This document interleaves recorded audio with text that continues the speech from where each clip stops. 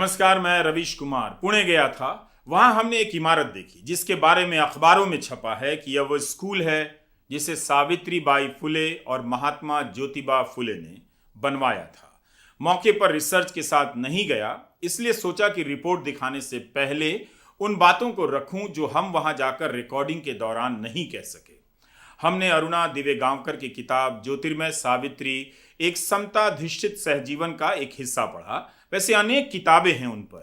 पुणे के हरिति प्रकाशन से छपी इस किताब से पता चला कि 1840 में जब सावित्रीबाई की शादी ज्योतिबा फुले से होती है, तब सावित्री जी की उम्र 9 साल थी और ज्योतिबा फुले की 12 साल।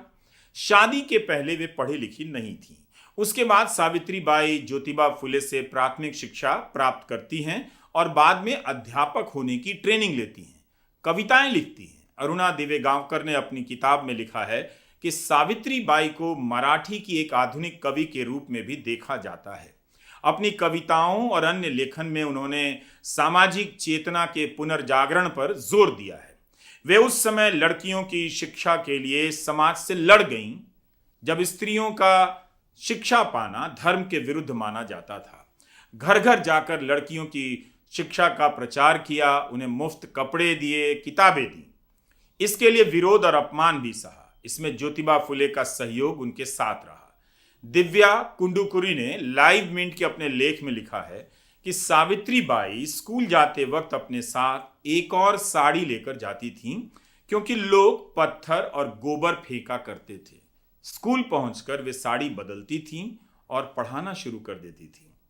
हम अपने सीमित रिसर्च से जान सके कि सावित्रीबाई और सगुनाबाई ने मिलकर पुणे के महारवाड़ा में लड़कियों को पढ़ाना शुरू किया। इसके कुछ समय बाद उसी शहर के भिड़ेवाड़ा के इस स्कूल के लिए तात्या साहब भिड़े नामक व्यक्ति ने अपने वाड़े में फुले साहब को जगह दी। हम इसी स्कूल की जर्जर इमारत में गए। भिड़े ने 101 रुपया दान दिया और हर महीने 5 रुपया दान देने का वादा भी किया। 1848 में भिड़ेवाड़ा में लड़कियों के लिए पहला स्कूल खोला जाता है, जिस स्कूल में हम गए। यह स्कूल सभी के लिए खोला गया था।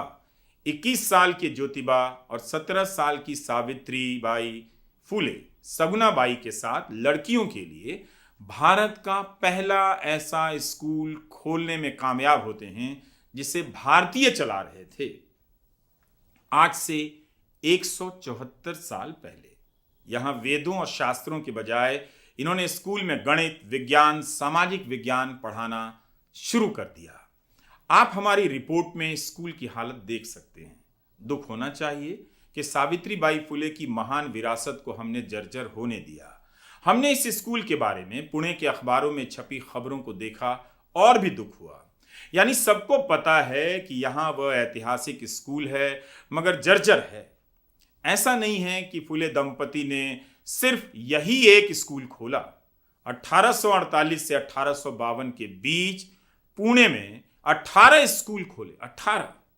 इनके संचालन के लिए एक समिति बनाई गई। कितने लोकतांत्रिक थे।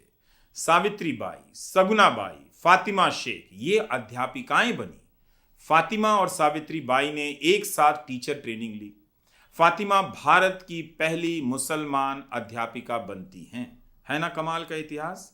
क्या हम सभी को आज और अभी इस स्कूल को फिर से खड़ा नहीं कर देना चाहिए? इस स्कूल को याद रखना एक सामाजिक राजनीतिक कार्य है, क्योंकि यह केवल स्कूल नहीं था। इस स्कूल की दीवारों ने समाज के भीतर की दीवारें गिरा दी, सभी लड़कियों के लिए पढ़ाई का नया रास्ता खोल दिया। अब आप इस रिपोर्ट को देखें, उसमें कुछ कमी हो सकती है, मगर हमसे रहा नहीं गया।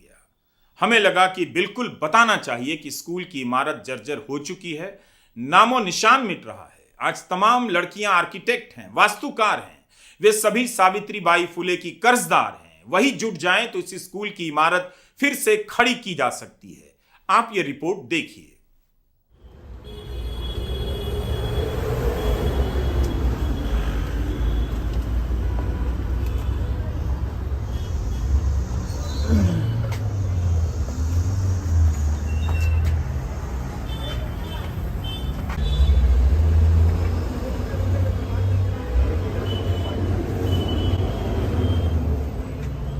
ये बोर्ड है, यहाँ स्कूल थी। 1 जनवरी 1848 को है। यहाँ पे ज्योतिबा फुले और सावित्रीबाई ने स्कूल बनाया था लड़कियों के लिए। ये आप ये कह रहे हैं कि ये बोर्ड बचा हुआ है, पर इसका तो कुछ करना चाहिए था। पूरी दुनिया में रेस्टोरेशन हो जाता है, इसका क्यों नहीं हो सकता है? इस जगह से मतलब अगर लोग देखें तो उन्हें कितना दुख होगा कि सावित्रीबाई फुले और महात्मा ज्योतिबा फुले के नाम पे कितनी राजनीति होती है, कितने लोग कस्में खाते हैं, और इन दोनों का कितना शानदार योगदान है। देश का पहला लड़कियों के लिए एक प्रॉपर स्कूल यहाँ बनाया था उन्होंने, सावित्रीबाई फुले ने यहाँ पर। और ये इस स्कूल की ऐसी हालत है कि कायदे से तो इस स्कूल को सोने चांदी से जड़ के बचा के रखना चाहिए था, लेकिन ये इस हालत में है कि सब खंडहर में बदल चुका है। बहुत दुखद है कि 1 जनवरी 1848 में 1848 तो 1857 से पहले भी ज्योतिबा फुले और सावित्रीबाई फुले ने यहाँ पर स्कूल बनाया था। इस जगह में अखबारों में पढ़ रहा था कि इसे राष्ट्रीय स्मारक बनाने के लिए तरह तरह के बयान दिए जाते हैं कि बनाया जाएगा, लेकिन दुकानदारों के साथ सहमति असहमति की बातें होती रहती हैं। लेकिन ऐसा भी क्या है कि दुकानें भी चलती रहती हैं और कोई बनाना चाहे तो ये इसे भी बना सकता था बिना दुकानों को हटाए हुए। तो वो हर चीज़ को दुनिया में इस तरह की पुरानी ऐतिहासिक इमारतों को संरक्षित किया गया है, तो ये क्यों नहीं किया जा सकता है? आप कल्पना कीजिए कि उस समय बिजली नहीं दौड़ रही है, बहुत सारी आज की सुविधाएं नहीं हैं, लेकिन उसमें से 2 शख्स ज्योतिबा फुले और सावित्रीबाई फुले स्कूल कायम करते हैं कि लड़कियों को तालीम देनी है, और इस जगह पे ये स्कूल बनाया जाता है। हमने नहीं सोचा था कि इस स्कूल की ये हालत होगी। मुझे लगा कि कुछ ठीक ठाक शक्ल सूरत में ये स्कूल यहाँ मौजूद होगा, लेकिन आप देख रहे हैं कि किस तरह से ये बताने लायक नहीं है। मतलब ये शर्म आ रही है कि ये इमारत इस हाल में है। ये किसी के लिए भी शर्म की बात है। मुझे लगता है कि लोगों ने कम देखा है। लोगों को ये देखना चाहिए कि इस हालत में क्यों है, और ऐसा क्या है कि हमारे पास इतने अच्छे अच्छे वास्तुकार हैं, शिल्पकार हैं, और पैसे की कोई कमी नहीं है इस देश में। तो यहाँ पर इसी रूप में बिना ट्रैफिक को परेशान किए हुए भी इस स्कूल को बहुत आराम से संरक्षित किया जा सकता है, और दुनिया में लोगों ने किया भी है ऐसी इमारतों को। लेकिन ये वाकई देख के मुझे बहुत दुख हुआ कि मैं इस रूप में देखूंगा जिस स्कूल के बारे में इतिहास में इतना कुछ पढ़ाया जाता है, इतने दावे किए जाते हैं। और आप देखिए तो ये सीढ़ी देखकर आने का जो रास्ता है, बहुत ज़्यादा दुख हुआ है कि इस तरह से आएंगे और इस तरह से ये चीज़ें बनी होंगी, और ये आने जाने का रास्ता है, मतलब ये पूरा बंद है।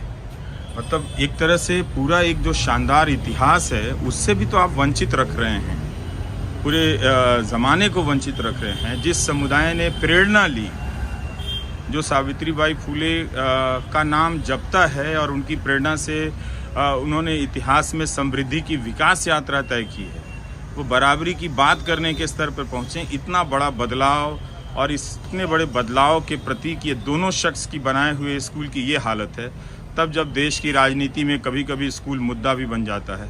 काश ऐसा नहीं होता, ऐसा हमें देखने को ना मिलता तो अच्छा होता।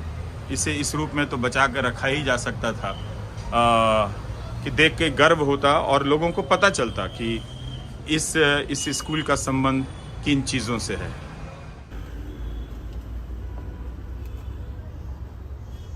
तो आप 7 जनरेशन हैं, किस परिवार के आप? महात्मा ज्योतिबा फुले। अच्छा, आप उन परिवार से जुड़े हुए हैं ज्योतिबा फुले जी के। 7 पीढ़ी पहले वो हुए। तो आपका नाम? प्रशांत यतीश फुले। अच्छा, तो ये क्यों नहीं ये स्कूल की हालत आपने इसकी खोज की इस तरह से? हाँ, मैंने ये पूरा पहले देखा। यहाँ किसी को भी अभी भी कुछ साल पहले ऐसी स्थिति थी कि किसी को भी मालूम नहीं था भिडेवाड़ा कहाँ पे है। जहाँ जहाँ हम एक चौथी के पुस्तक में पढ़ते हैं कि महात्मा ज्योतिराव फुले और सावित्रीबाई फुले ने लड़कियों के लिए पहली पाठशाला शुरू की। पर आज तक इसका राष्ट्रीय स्मारक नहीं हुआ, क्योंकि इसके पीछे तो बहुत कारण है। लोगों को बताया जा रहा है कि ये जो नीचे के गाले धारक है वो इसको विरोध करे। उनको राष्ट्रीय स्मारक के कोई विरोध नहीं है।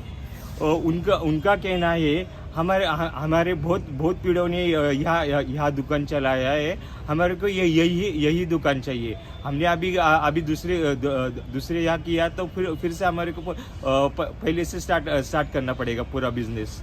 तो यहाँ दुकान भी चलती रहे, पूरा बिजनेस सेट है। बिल्कुल नहीं, उनके बिजनेस और उनकी दुकान भी यहाँ रह सकती है, लेकिन उसके बाद भी ये इमारत तो बन सकती है। हाँ, ना वो इसके बनने के लिए उनकी दुकान क्यों हटानी पड़ेगी? ये तो पूरा षड्यंत्र है ना। ये तो पूरा राजकारण है।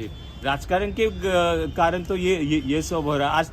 आज तक बहुत आए, बहुत जनों ने आश्वासन दिया हम यह राष्ट्रीय स्मारक करेंगे, इतना निधि 500 हुआ है। अभी महानगर पालिका पुणे के महानगर पालिका में 8 कोटी की निधि अभी मंजूर हुआ है। जो बजट है पुणे महानगर के पालिका 8 करोड़ का पैसा इसके लिए बजट सैंक्शन हुआ है। पर अभी तक जो बजट है, यहाँ तो कोई सिक्योरिटी गार्ड नहीं है। यहाँ तो पहले बहुत सारे अवैध चीजें होती थी। यानी यहाँ तो दारू पीने को आते थे लोग, पत्ते खेलते थे। कुछ लोग यहाँ सोने को आते थे। ऐसी स्थिति थी। हमने जो यहाँ जो फरासखाना पुलिस स्टेशन है वहाँ जाकर कंप्लेन की ये की, और उसके बाद आज यहाँ ये जो होते थे अवैध चीजें आज नहीं हो रहे हो। तो ये मैं एक ऐतिहासिक इमारत के भीतर खड़ा हूँ। इस इमारत का संबंध भारत में तालीम की क्रांति से, ऐसे समाज में क्रांति से है, इन लड़कियों की पढ़ाई से संबंधित क्रांति से है, जब उन्हें पढ़ने पर कई तरह की सामाजिक बंदिशें थी। उन बंदिशों को चुनौती देने का काम किया सावित्रीबाई फुले ने और महात्मा ज्योतिबा फुले ने, और 1 जनवरी 1848 को यहाँ पर वो स्कूल बनाते हैं। लेकिन बहुत दुख की बात है कि 2022 के दिसंबर में इस इमारत में मैं खड़ा हूँ और ये इमारत जर्जर नज़र आ रही है। बताया गया है कि राजनीति हो रही है, लेकिन नगर पालिका ने बजट का भी प्रावधान किया है, जो भी किया है। लेकिन इस हाल में किसी भी बहाने से ये स्कूल, ये इमारत, इसे देखकर बहुत दुख हुआ है। अच्छा हुआ कि मैंने देख लिया। अब लग रहा है ना देखते तो कम से कम इसका दुख ही ना होता कि हमने वो ना देखा। मगर अगर यहाँ नहीं आते और इसे देखता नहीं मैं, तो मैं बताने की स्थिति में नहीं होता कि हम कितनी महत्वपूर्ण ऐतिहासिक इमारत को गंवा रहे हैं। इस इमारत को बनाने के लिए तो सारे देश को जुट जाना चाहिए था और इसे वापस उस पुराने रूप में इसे खड़ा कर देना चाहिए था। कितनी अफसोस की बात है कि इस छोटी सी बात को कहने की जरूरत पड़ रही है। तो आपने स्कूल की इमारत देखी, उम्मीद है आपको दुख हुआ होगा, शर्म तो आनी ही चाहिए। साधारण लोग नहीं थे। सावित्रीबाई फुले और ज्योतिबा फुले ने अपने स्कूल में आने वाले बच्चों के माता पिता के लिए रात्रि पाठशाला भी शुरू की। फुले और सावित्रीबाई ने अन्य सहयोगियों के साथ मिलकर 1873 में सत्य शोधक समाज की स्थापना की। सामाजिक कुरीतियों के खिलाफ अभियान छेड़ दिया, जिसमें फातिमा शेख और सगुना बाई भी सहयोगी बनी।